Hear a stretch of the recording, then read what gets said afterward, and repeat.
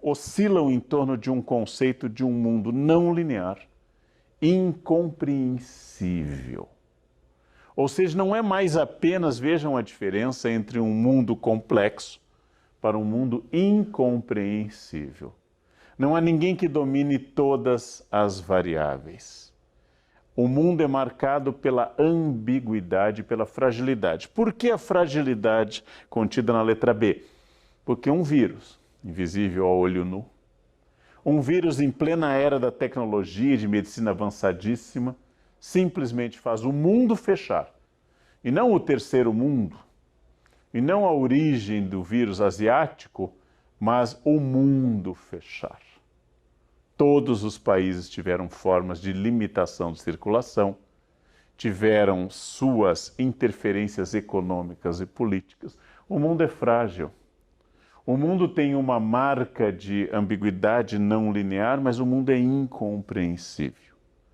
Então, de fato, não existem mais aqueles grandes sistemas que marcavam, por exemplo, a primeira modernidade. A primeira modernidade convivia com grandes sistemas explicativos, grandes teorias explicativas, que hoje não parecem ter mais muito sentido.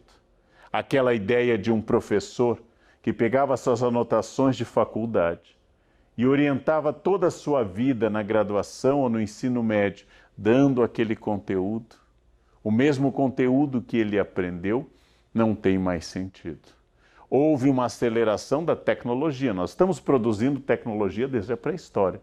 O machado de pedra é uma tecnologia. O machado de bronze é um avanço tecnológico. O machado de ferro é ainda mais resistente, é um avanço tecnológico sobre os machados anteriores. Uma metralhadora, no seu objetivo militar, é um avanço tecnológico, ainda que cause mais mortes, ou exatamente por isso. Mas nós não falamos mais apenas de avanços tecnológicos de geração a geração. Não falamos mais de avanços tecnológicos de que no tempo do meu avô era assim e hoje não é. Quase todos os grandes produtos que hoje nós utilizamos têm no máximo 15 anos. Quase todos os produtos que inovaram o final do século XX, quase todos os produtos que impactaram o final do século XX e o início do século XXI, sofreram um processo de aceleração enorme.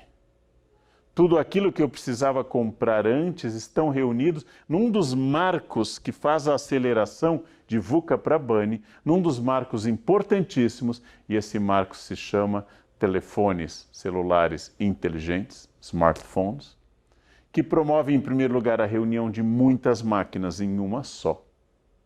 Mas, em segundo lugar, que tornam cada pessoa, tendo rede, tendo bateria e tendo seu smartphone, vai ter uma conexão com o saber humano acumulado. Isso é uma revolução. Isso é uma revolução quanto à recepção do conhecimento, isso é uma revolução quanto ao uso do conhecimento, isso é uma revolução quanto à produção do conhecimento. O mundo mudou completamente. O marco, ou seja, como se escolhesse assim a queda da Bastilha, 14 de julho de 1789, para iniciar a Idade Contemporânea. Como se eu escolhesse, por exemplo, a queda de Constantinopla, 1453, ou, se eu preferir, a Reforma Protestante, 1517, como marcos, para dizer que a Idade Média acabou e começou a Idade Moderna. Se eu tivesse que escolher um marco do mundo BANI, eu tenho dois fatos. Um tecnológico, e que é anterior à própria sigla, alguns anos anterior, que é o surgimento de smartphones. E o outro marco é de ordem epidemiológica, médica, sanitária, que é a pandemia. A pandemia acelerou processos. Exemplo, todo mundo que está aqui acompanhando já devia ter feito alguma reunião virtual antes da pandemia. Eu já tinha feito dezenas de reuniões virtuais. Você falava com pessoas pela tela do celular ou até por um sistema de reunião virtual, por algum software, algum programa de reunião virtual. Acontece que a pandemia reduziu todas as sessões virtuais. Quase todo mundo já havia feito, por exemplo, uma aula gravada ou em um CD ou através da internet. Eis que num curto período, a partir do ano passado para esse, nós demos um salto muito grande, e esse salto significou uma coisa muito importante. Nós passamos a pensar abertamente, de forma absolutamente natural, que o mundo virou virtual. Que eu tenho contatos virtuais, visitas virtuais, aulas virtuais. Há uma geração que já não terá, talvez, a capacidade de distinção entre o real, presencial, e o virtual. Há uma geração que não vai mais fazer essa reunião de espaço-tempo que era típico da história e da espécie humana antes. Eu estou conversando com você nesse espaço, aqui e agora. O aqui e agora se fundiam, o aqui e agora se separaram, porque você está nesse momento vendo uma aula que foi gravada, talvez antes, bem antes de você ter acessado essa aula. E você vai ver e rever e estabelecer um contato com um conteúdo contemporâneo de uma pessoa que está gravando distante de você e que vai dialogar com você. E estando você em Macapá, estando você em Boa Vista, estando você na ilha de Fernando de Noronha ou em São Paulo, você vai ter acesso, eliminando a questão do espaço como obstáculo e atualizando a questão do tempo para um presente contínuo que eu vou começar cada vez mais a descobrir, a perceber que esse presente contínuo, ele elimina a ideia de um passado. Por isso há confusões na internet. Muitas vezes alguém acessa alguma coisa e não vê que a data daquilo tem 10 anos ou tem 5 anos. Por isso que há problemas. Antigamente uma criança sofria bullying em uma escola, porque foi acusada injustamente, talvez, por alguma coisa. Essa criança mudava de escola. E ao mudar de escola, eliminava o bullying, porque a nova escola não sabia disso. Hoje, o que estiver na internet pertence ao campo da perenidade.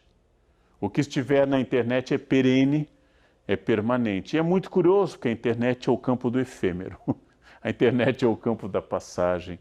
A internet é o campo em que tudo tem que ser atualizado rapidamente, diariamente.